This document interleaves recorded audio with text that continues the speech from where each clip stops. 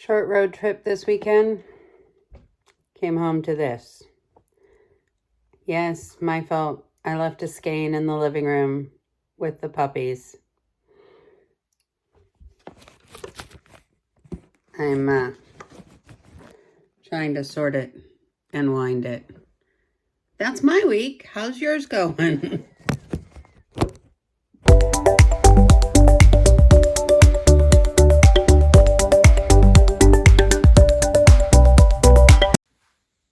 Hi friends, welcome to Whipping It Up Wednesday. Ellen here at Yarn Doc. If you're new here, welcome, welcome. Glad you found me.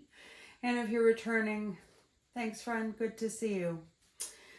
It was a wild week. It really, lots happened. I kind of feel like I didn't get much done, but then I think I did get some stuff done. And I think this video will be a little bit short because there's just so much coming and I have so much that I want to get done and do and share, and there are just so many videos coming.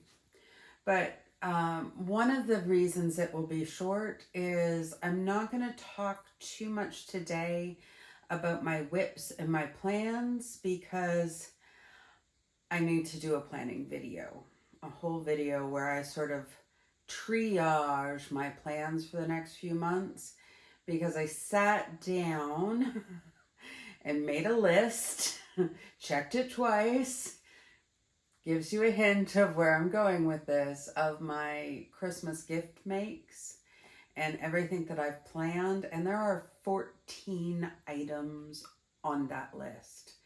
Some of them I think I have bought the yarn for 3 or 4 times. So I am going to go through and clean up my office. I have some organizational plans that I am borrowing from some other YouTubers, primarily Katie Parrott.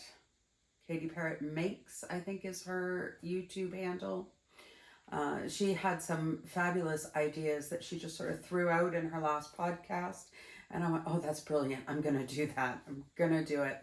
And I'm going to take you along with me for that journey.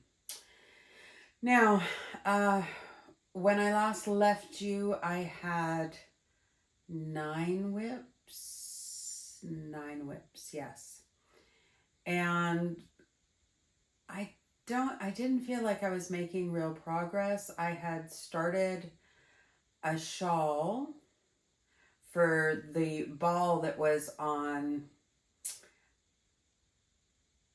oh, jeepers. It's been that kind of week.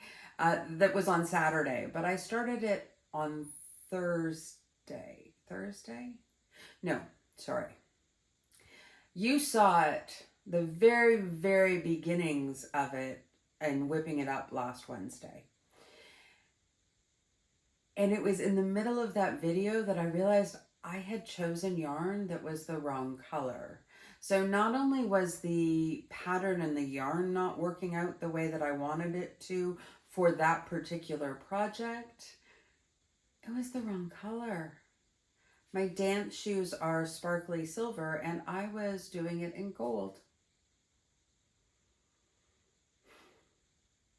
So Thursday morning, I started another one and was just totally freehanding it, doing it with my own math and just sort of so it could go wherever I was. I didn't have to worry about bringing a pattern or, figuring out somebody else's vision, just doing my own.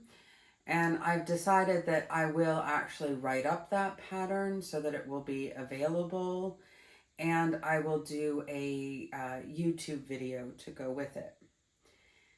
So that was 2 whips that had essentially been added to my count, and I was like, I'm going to get none of that pile done. So Wednesday, after I realized that I was going to add yet another whip to the project, I sat down and I finished the dress. So this is done. It will be for a baby doll and not a child. It does have a little diaper cover that matches. And I weaved all the ends in, which I found none of them had been done.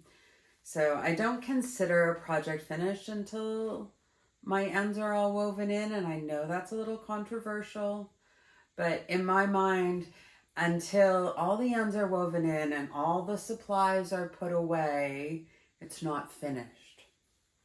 So it is. I caked up the last of the yarn.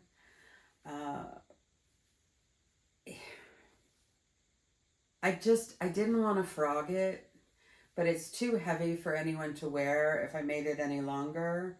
And then it's been so long since I had done it that the little bit I had left to do on that row, I did not have the hook with it. I don't know what happened to it because I almost always leave my hook with my whips.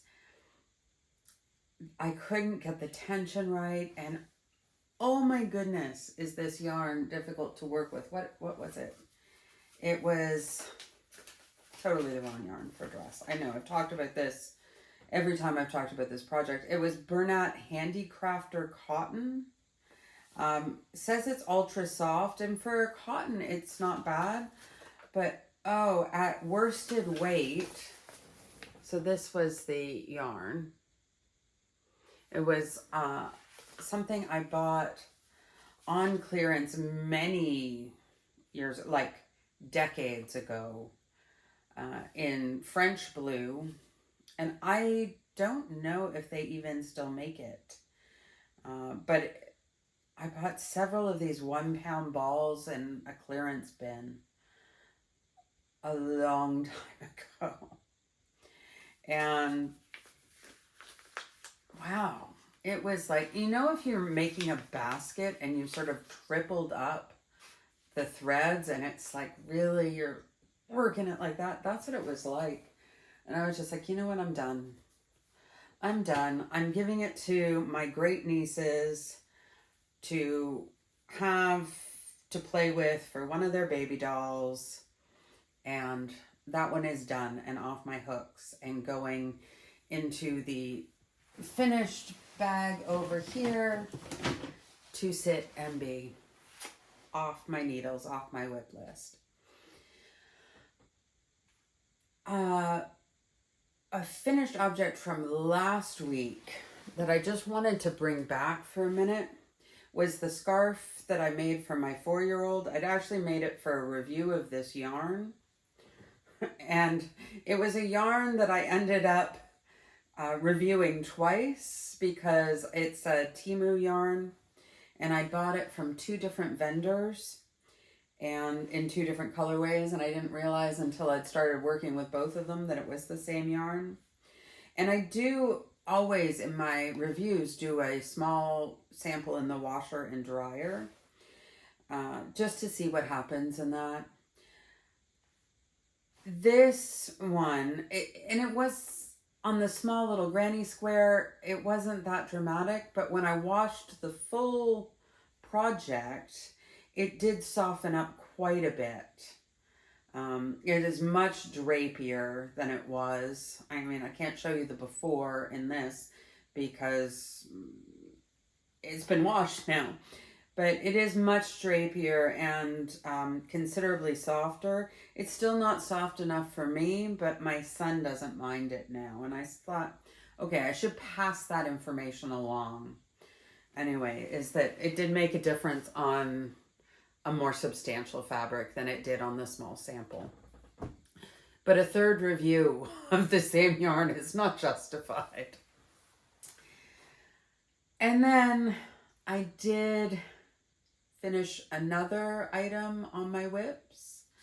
So I was at 9. I finished the dress, which took me down to 8. And then I finished, because the yarn came in, if you saw my last unboxing. This was the 1 ball of yarn that I needed, that I had ordered that huge box of yarn from Pleta in Bulgaria for. And so I did use it to finish my daughter's top, which I don't have with me, and it wouldn't fit me. I couldn't have worn it for this video. She is tiny and I am not, so I will show you a little video of it.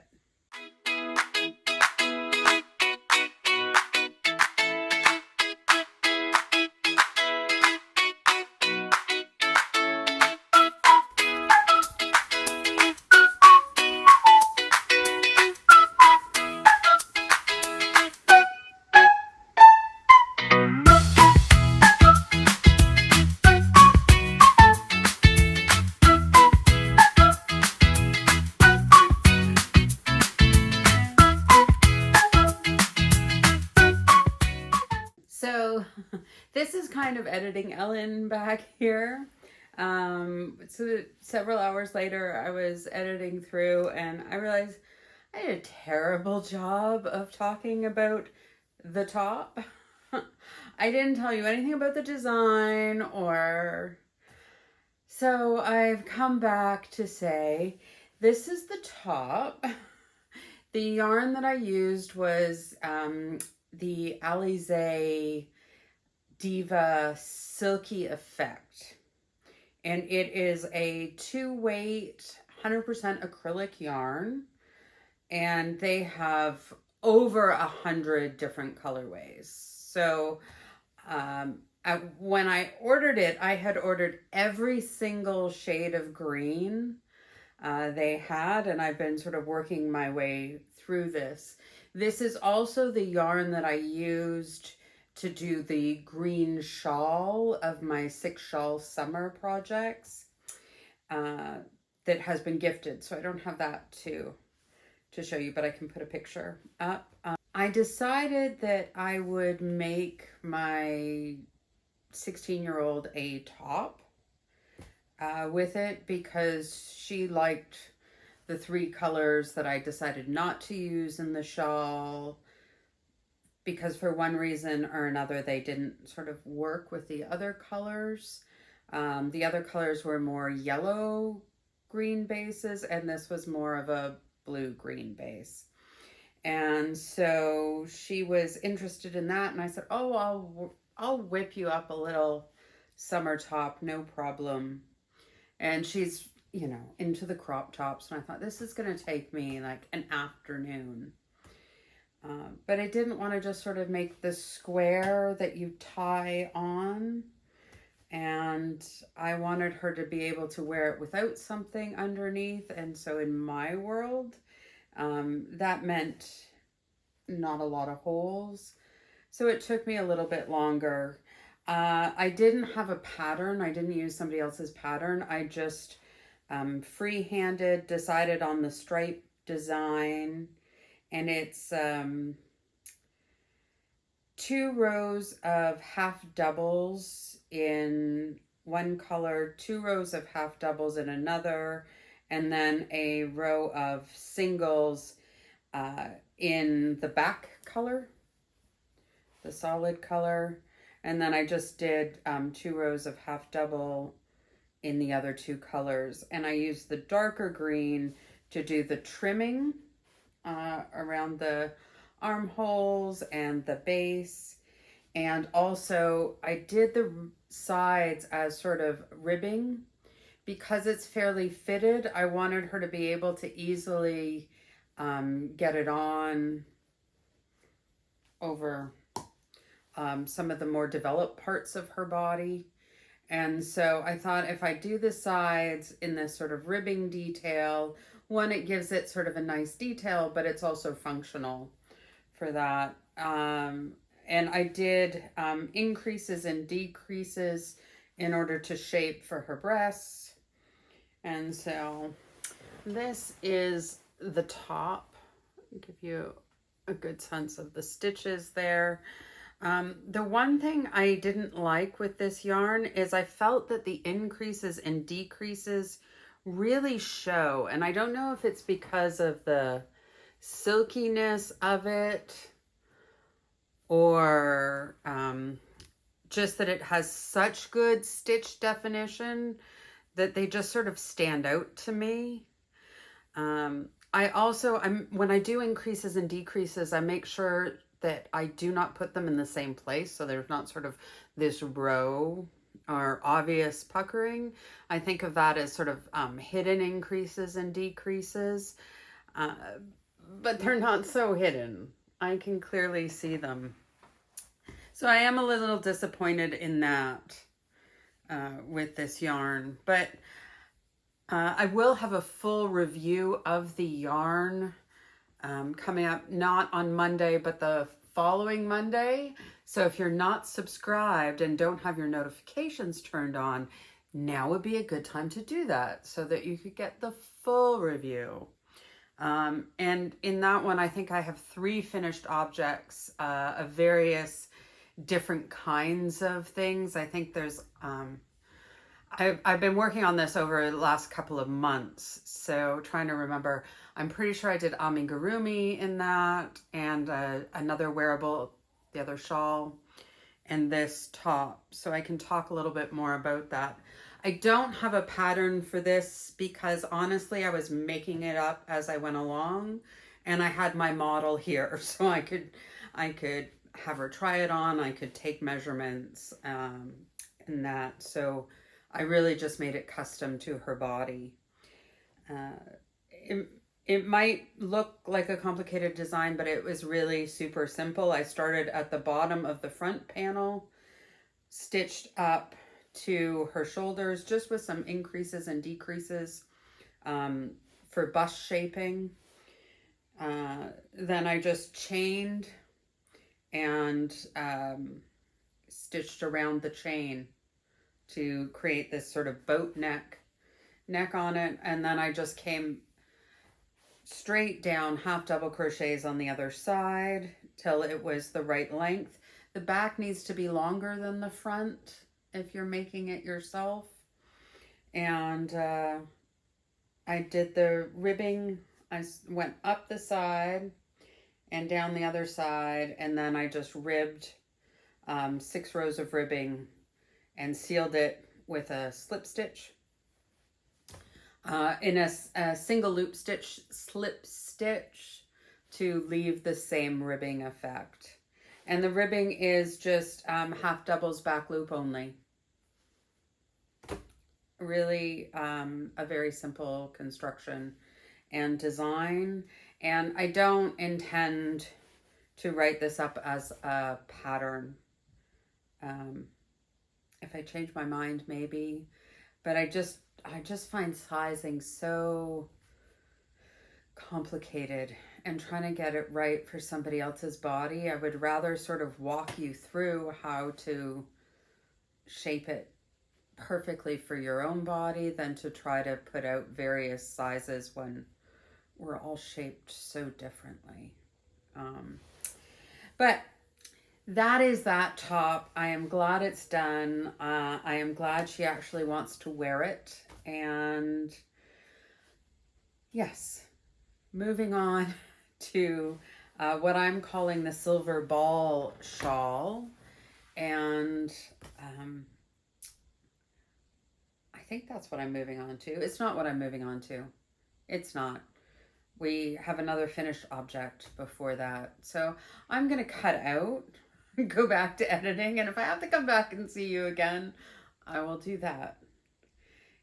So I sort of have another finished object, and here's why. This was on my plans to make, and you've seen the yarn before. It is the baby alpaca from Mayflower.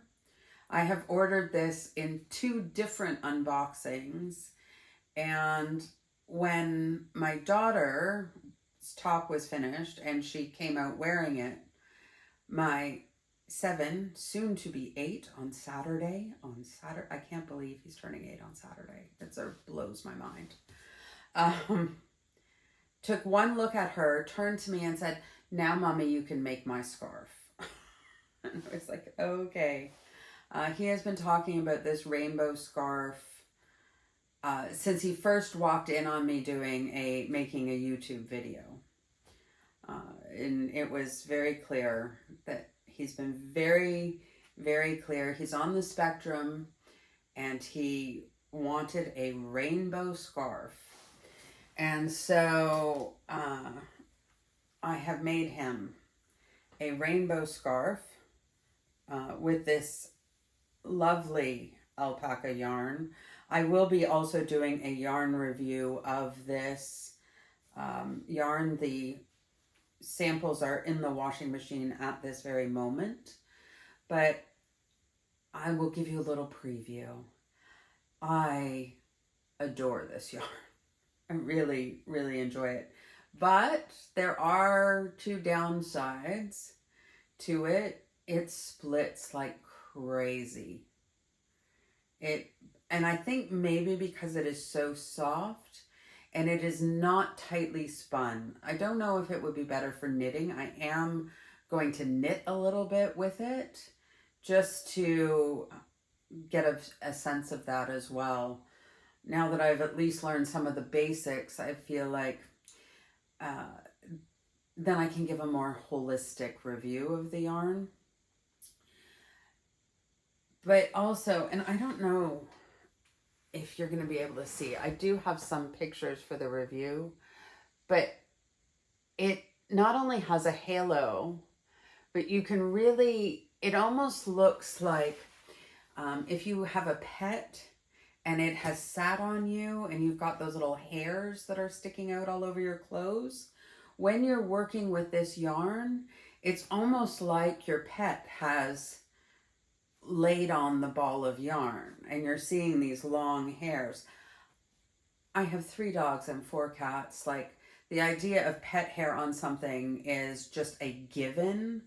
So it didn't faze me at all. But if you are not a fan of that look, this is probably not the yarn for you. It's the alpaca. I mean, these are just alpaca fibers, but they're long and have that kind of look to it. So if you really hate that, sort of dog hair on your sweater look, you will not enjoy this yarn. Now, I say that it's sort of done. One, because I've left the scallop edge on the top, on the purple. And part of the reason is I'm not sure that he will accept this as it is. And so if he does, I will go in and straighten out this edge. If he doesn't, because when he says the rainbow, he always goes red, orange, yellow, green, blue, purple, pink. And for me, maybe this is my, I don't know, rule following, rule abiding, but there actually isn't pink in the rainbow. So when he asked for a rainbow scarf, I stuck to the rainbow, but he always ends with pink. So I do have this yarn in a bright pink that would go with this. And so I'm going to gift him this on his birthday, so this weekend. And if he really is like, there's pink missing, where's the pink? What's going on with the pink? I'll go back in and add a section of pink and then end off. So it's kind of finished, but maybe not. And so I'm not counting it as a whip. I'm counting it as a finished object.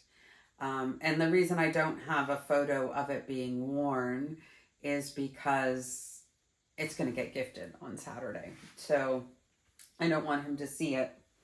And it's a little short for me, but as I said, he's just turning 8. So I measured, and what I usually do for scarf length is somebody's wingspan. So I measured him and then I added a couple of centimeters to it. So that's usually how I determine the length of a scarf for somebody.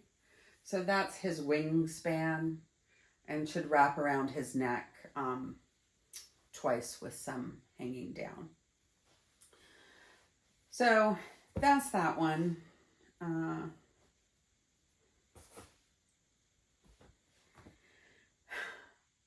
And that's all I have for finished. So this one kind of doesn't count for our numbers because, well, it was started and finished since I last saw you. So doesn't change my numbers. Yep, editing Ellen back again. It's been that kind of day, my friends. It really has. But I wanted to tell you about my silver ball shawl. Some of you might have seen my post on Instagram or Facebook that I have decided to actually write up this pattern, and I will be doing a full video tutorial for it. Now, you might remember last week I had said that the time got away from me and that my son's ball was, well, what is last Saturday now, but it was the Saturday coming up. And that I had started a shawl for that at the last minute. And in the middle of that podcast episode, I realized it was the wrong color. I was making it in gold, and it was his silver ball. That's the dance level he has just successfully completed. And my dance shoes, my special ball dance shoes, not my practice shoes, are sparkly silver. They're very pretty, actually. So, all of a sudden I had to switch, and I had lots of yarn that I had been buying. I have this tendency to, if I don't start a project when I get the yarn in for it, keep thinking, okay, this is a project that I'm going to make. And when I'm yarn shopping, buying yarn for it. So I think I bought yarn to make this shawl 4 or 5 different times. So that wasn't a problem. I just went and I decided to use a Stanley Souffle Luxe cake. And yeah, started then and just started to work. My original idea is that I would do it like poncho sleeves, because when I'm dancing, I don't want anything to come unwrapped or go flying or anything like that. But very quickly, I realized I didn't have enough yarn for that. It just wasn't going to work.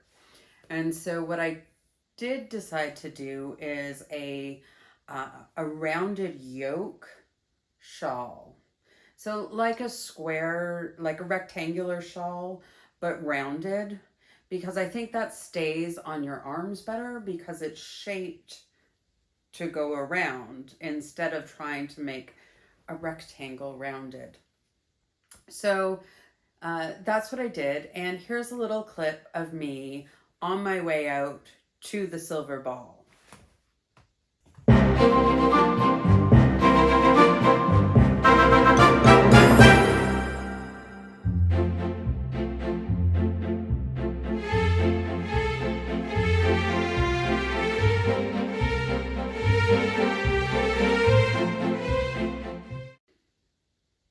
Yeah, it wasn't finished.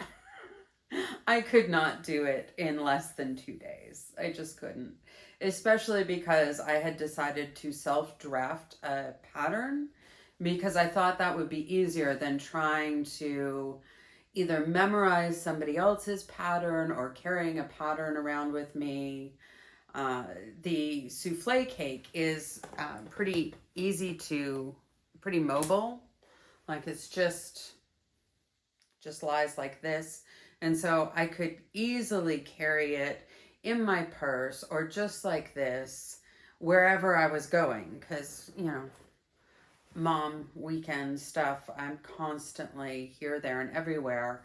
And if I had any hope of finishing it, I was going to have to take it everywhere with me and work on it every spare moment. And I just didn't have enough spare moments. But I did decide that I was really sort of enjoying the pattern. I was sort of free-handing it and then making the math work based on how many stitches I happen to have casted on. Since then, I have gone and sort of figured out all the math and worked it out. And so it could be finished. I could have finished it for today. But what I have here, I'll show it to you. me see if I can get it. It's quite long. So the white is the top, and that's what will go around the neck. And there are only 2 places in this whole shawl that have increases, and yet I still have got that circular shape to go around quite easily. I have made it longer than I will make the pattern for, because I kind of changed directions as I was working.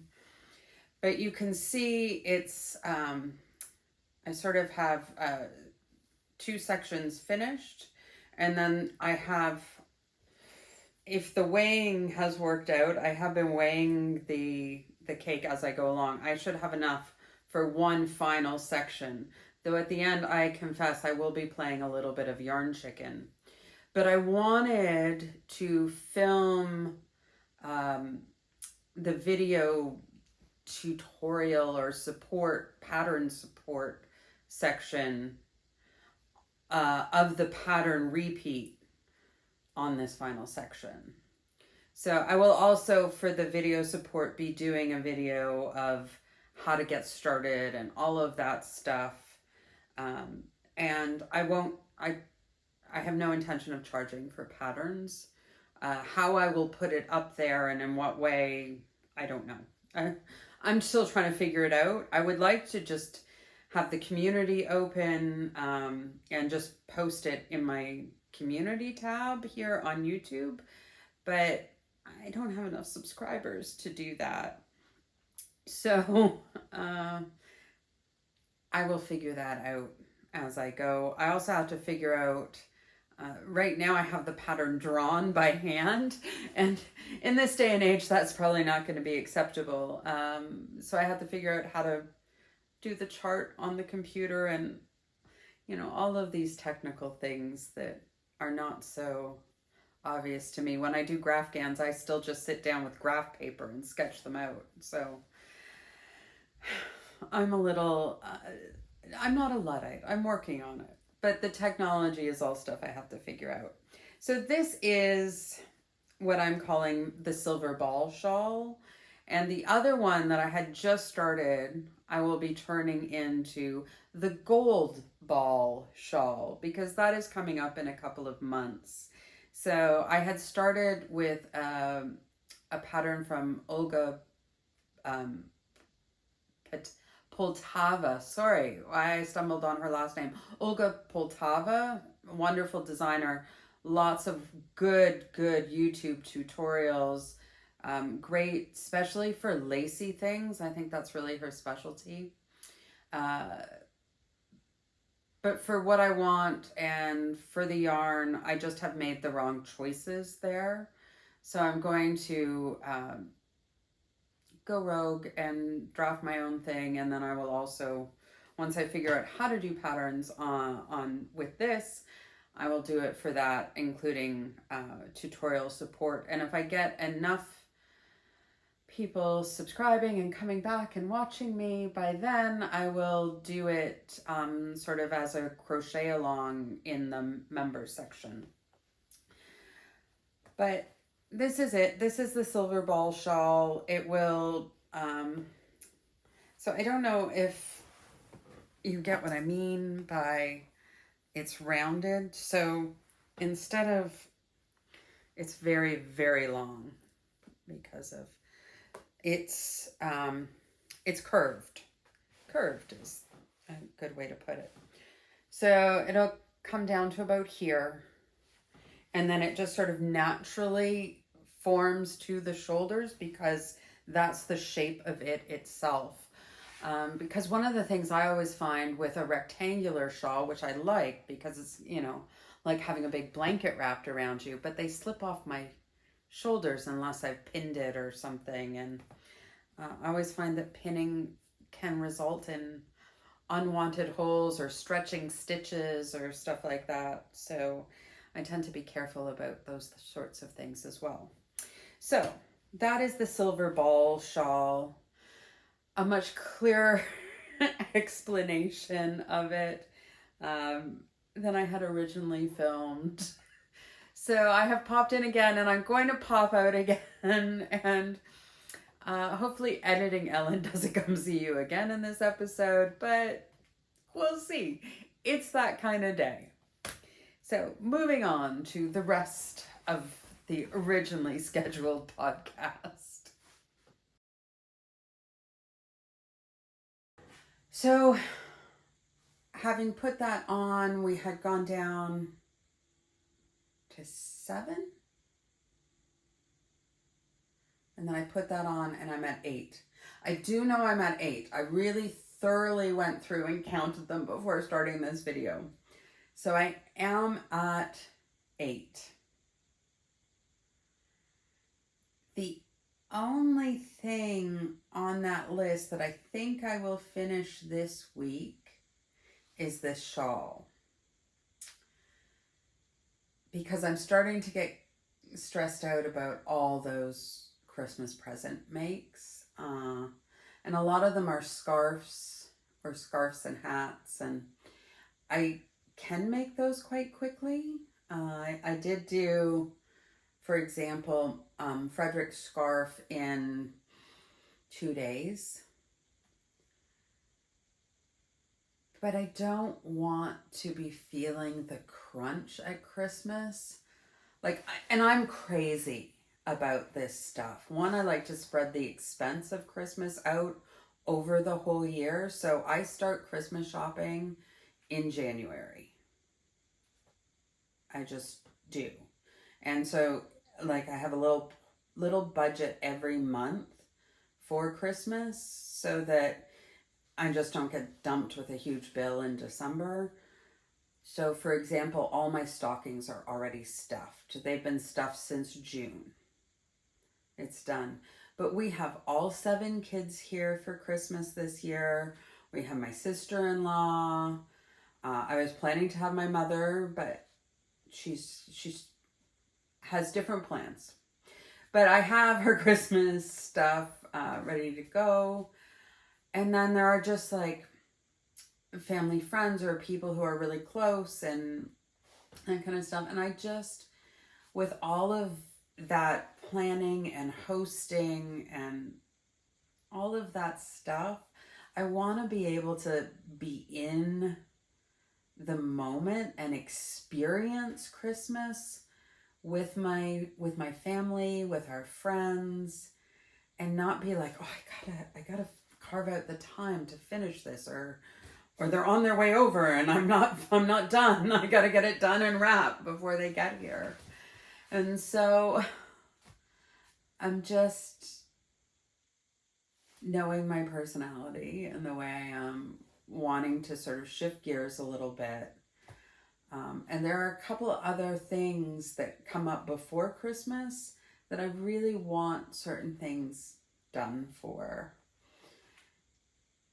And I feel like you're seeing, if you've been here any time, you know this didn't used to have this stuff here. And you can't see over on this side, but all on top of my radiator, which is at some point going to need to get turned on. I have yarn, and over here I just have a mountain, and over there is boxes. And so I will be doing, I'm getting myself organized and this place cleaned up and organized, because that stresses me out. And then I find that I can't work. I can't deal with it. So I have a plan for how to get organized, and I think that stuff needs to happen this week. So I think the only thing that might be finished next week is the shawl, but we will see. We will see what comes out with that. Also, of the remaining 8, there are 2 shawls and 2, 3, 4, and 4 of them are blankets. These are big projects that will take a considerable amount of time, but 2 of those blankets are Christmas presents. So they also need to get done and get put in this projects, something, whatever it is I'm doing. So that is my finished objects. Those are my plans for the week. Acquisitions, I don't have any little things, but I do have this big box from Edna. First time ordering from them, and I'm pretty excited about the contents of that. And there is Christmas present yarn in here. So that will probably be the next video I make, is unboxing that and showing you all those goodies. But I'm not going to do that now because you don't need me to double dip. Oh, and apparently I need to vacuum the floor. I just feel like I need to get to work on stuff that doesn't necessarily mean stitching a whole lot. Plus, I was actually, last night when I finished the scarf, I was feeling it in my hand and like in here, which has never ever happened to me. Sometimes my fingers will get like tingly and numb, but not a lot and not often. And sort of I just do this and get myself a drink, and then I can go back to it and I'm fine. But like in here last night was sore. So I think maybe I need to give myself a day of rest. At least as far as hooking goes. But there's other stuff to do. So I don't know how entertaining this was, but that was my week. And those are my plans for this upcoming week.